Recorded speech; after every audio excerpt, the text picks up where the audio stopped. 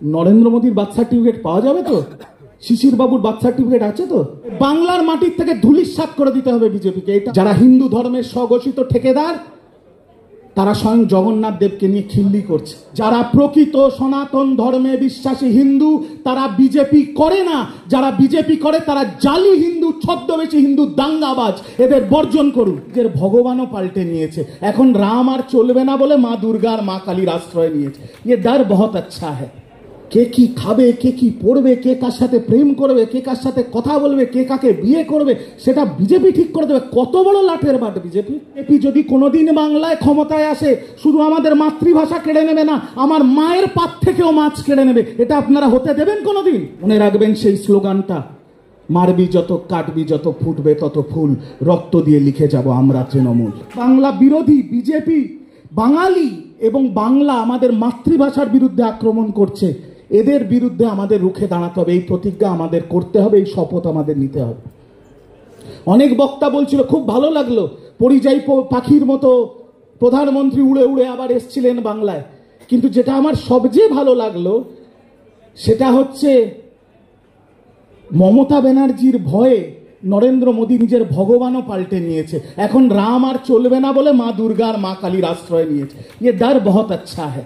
মমতা ব্যানার্জিকে দেখে নরেন্দ্র মোদী আর বিজেপির নেতাদের একটা দুধের কেটলিতে 4টে নিবু নিছড়লেও যত না ফাটে তার থেকে বেশি ফাটছে এখন। এটা দেখে আমাদের ভালো লাগছে। বড় বড় কথা বলে গেলেন, বড় বড় কথা বলে গেলেন বাংলায় দাঁড়িয়ে। আমি আপনাদের একটা কথা বলি, আমাদের শপথ নিতে হবে। আমাদের বাংলার অস্মিতা, আমাদের বাংলার সংস্কৃতি, আমাদের বাংলার ঐতিহ্য রক্ষা করতে হলে আমাদের সামনে একজনই লিডার আছে, যার নাম মমতা ব্যানার্জি। মমতা ব্যানার্জি, মমতা ব্যানার্জি। উনি ঠিক থাকলে আমরা ঠিক থাকব, আমাদের মাতৃভাষা সুরক্ষিত থাকবে, আমাদের আগামী প্রজন্ম ঠিক থাকবে। তাই আমাদের মমতা বন্দ্যোপাধ্যায়ের হাতকে বলিষ্ঠ করতে হবে। মমতা ব্যানার্জি ছাড়া কোনো বিকল্প নেই বাংলায়। আমি দেবাংশু, আমরা সারা বাংলা ঘুরে বেড়াই প্রচারে।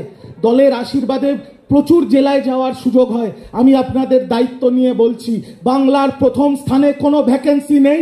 মমতা ব্যানার্জি ছিলেন, মমতা ব্যানার্জি আছেন, মমতা ব্যানার্জি থাকবেন।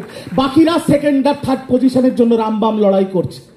কিন্তু যেভাবে আমাদের মাতৃভাষার ওপর আক্রমণ করছে, তার বিরুদ্ধে আমাদের রুখে দাঁড়াতে হবে। একটু আগে শ্রেয়া বলছিল, কে কি খাবে, কে কি পড়বে, সেটা বিজেপি নির্ধারণ করছে। ও বলছিল আমাদের ভগবান দেবদেবীর কথা। আমি আপনাদের একটা স্পষ্ট প্রশ্ন করি, এখন শ্রাবণ মাস চলছে, উত্তরপ্রদেশে কেএফসিতে ভেজ খাওয়ানো হচ্ছে। ভেবেছেন, বুঝতে পারছেন কি অবস্থা? দিল্লিতে তো মাছ বাজার বন্ধ করে দিয়েছে, ভেঙে গুড়িয়ে দিয়েছে। কিন্তু এই মূর্খগুলো জানে না যে আমাদের মা দক্ষিণা কালী মানে কালীঘাটের মা, মা ভবতারিণী মানে দক্ষিণেশ্বরের মা, আর তারাপীঠের মা, আমরা যে মা কালীকে আরাধনা করি, যে মা কালীর পুজো করি, সেই মায়ের ভোগে মাছ আর মাংস থাকে। তার মানে বিজেপি যদি কোনোদিন বাংলায় ক্ষমতায় আসে, শুধু আমাদের মাতৃভাষা কেড়ে নেবে না, আমার মায়ের পাত থেকেও মাছ কেড়ে নেবে। এটা আপনারা হতে দেবেন কোনোদিন? কে কি খাবে, কে কি পড়বে, কে কার সাথে প্রেম করবে, কে কার সাথে কথা বলবে, কে কাকে বিয়ে করবে, সেটা বিজেপি ঠিক করে দেবে। কত বড় লাঠের বাট বিজেপি। দিদি বলেছে রবীন্দ্রসঙ্গীত শোনাতে হবে, তাই শোনাচ্ছি, হাত বাঁধা আছে, কিছু করার নেই। নেত্রী সর্বোপরি। কিন্তু নেত্রী যদি বলে ডিজে বাজাতে, দুদিন, বেশি দিন না, দুদিন, এই শুভেন্দু অধিকারী গ্যারান্টি দিয়ে বলছে শান্তিকুঞ্জ থেকে বেরোতে পারবে না। মমতা ব্যানার্জি আমাদের কাছে মাতৃ সমা, মাকে নাম ধরে ডাকছে। আমি দায়িত্ব নিয়ে বলছি, আমি এখনো দলের থেকে পারমিশন পাইনি। যদি দল আমাকে পারমিশন দেয়, আমি আগামী দিন থেকে যদি ওরা মমতা বলে তাহলে আমিও নরেন্দ্র বলে বলবো, অন্য কিছু বলবো না। ওদেরকে সেই ভাষায় জবাব দিতে হবে যে ভাষাটা ওরা বোঝে। জানোয়ারদের সাথে জানোয়ারদের ভাষাতেই জবাব দিতে হয়। বাঙালিকে রক্ষা করতে হবে, বাংলাকে রক্ষা করতে হবে। আপনারা তৈরি হন। আমরা সব ভাষাকে ভালোবাসি। বাঙালি মানে বাংলা যাদের জন্মভূমি, বাংলা যাদের কর্মভূমি, তারা বাঙালি।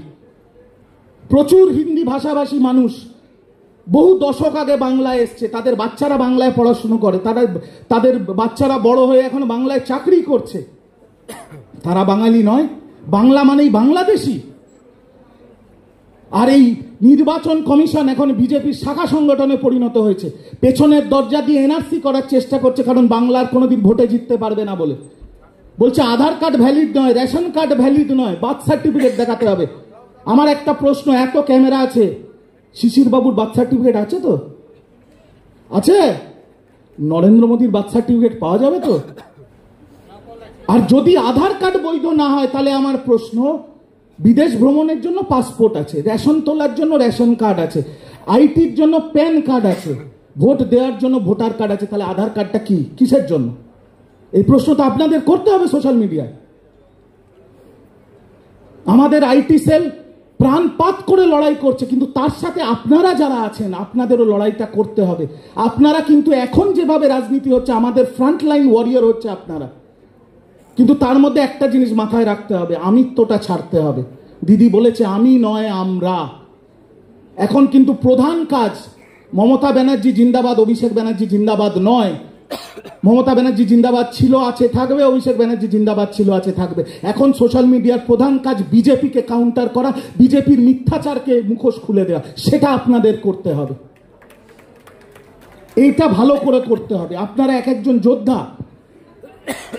একটা সময় ছিল, আপনাদের মনে আছে, যখন রাজনৈতিক নেতারা, সেটা আমার দলের নেতারা হলেও, আপনাদের অফিসে টাইম পর্যন্ত দিত না, বাইরে ঘন্টার পর ঘন্টা দাঁড়িয়ে থাকতেন, ফোনও তুলতো না। এখন মমতা ব্যানার্জি আইটি সেল তৈরি করে দিয়েছে, আর আজকে সোশ্যাল মিডিয়া কর্মীদের আজকে এতটা জায়গা, এতটা সম্মান, যে তৃণমূলের সাংসদ থেকে, বিধায়ক থেকে, মুখপাত্র থেকে, শাখা সংগঠনের সভাপতিরা সোশ্যাল মিডিয়ার প্রোগ্রামে দাঁড়িয়ে ভাষণ দিতে বাধ্য হয়। নেত্রী দিয়েছে আপনাদের এই সম্মান। লড়াই করতে হবে। যারা ধর্মের নামে বাংলাকে ভাগ করে দিচ্ছে, বাঙালিকে ভাগ করার চক্রান্ত করছে, তাদের বিরুদ্ধে লড়াই করতে হবে। ভগবান ভাগ করে রাজনীতি করছে এরা। আমাদের সৌভাগ্য, মমতা ব্যানার্জির হাত ধরে নারায়ণ বাংলায় এসছে। যারা হিন্দু ধর্মের স্বঘোষিত ঠেকেদার, তারা স্বয়ং জগন্নাথ দেবকে নিয়ে খিল্লি করছে। জগন্নাথ ধামকে অ্যামিউজমেন্ট পার্ক বলেছে, কি বলেনি? মহাপ্রসাদকে হালাল প্রসাদ বলেছে, বলেনি? এরা হিন্দু ধর্মের ঠেকেদার। আমি দায়িত্ব নিয়ে আপনাদের সামনে বলে যাচ্ছি, যারা প্রকৃত সনাতন ধর্মে বিশ্বাসী হিন্দু, তারা বিজেপি করে না। যারা বিজেপি করে তারা জালি হিন্দু, ছদ্মবেশী হিন্দু, দাঙ্গাবাজ। এদের বর্জন করুন। দেখবেন এদের বাচ্চারা আইসিসির মাথায় বসে থাকে। ভারত পাকিস্তান যুদ্ধ হয়েছিল, দুদিন আগে এজবাস্টনে ইন্ডিয়া লেজেন্ড ভার্সেস পাকিস্তানের লেজেন্ডের খেলা করানোর চেষ্টা করেছিল। টাকার সামনে অমিত শাহ নিজে পারলে নিজের বাবাকেও বিক্রি করে দেয়। এদের ছেলেরা আইসিসির মাথায় বসে থাকে, এদের ছেলেরা হার্ভার্ড স্ট্যানফোর্ডে পড়াশুনো করে, এদের ছেলেরা সিঙ্গাপুরে বিয়ে করে, আর আপনাদের ছেলেদের হাতে তরোয়াল ধরিয়ে দিচ্ছে, ধর্মের নামে বিভাজন করছে। এই বাংলাকে রক্ষা করার দায়িত্ব প্রথমত আপনাদের, তারপরে আমাদের। কারণ আপনাদের লড়াইটা করতে হবে, শপথ করতে হবে, দিদির সামনে শপথ নিতে হবে যে আমরা ধর্মের নামে বাংলাকে ভাগ করতে দেব না, আমার মাতৃভাষার অপমান আমরা সহ্য করব না। কি নেবেন তো? হ্যাঁ, দুপুর হয়ে গেছে, খিদে পাচ্ছে বলে ঝিমিয়ে পড়েছেন নাকি? কি শপথ দেবেন তো?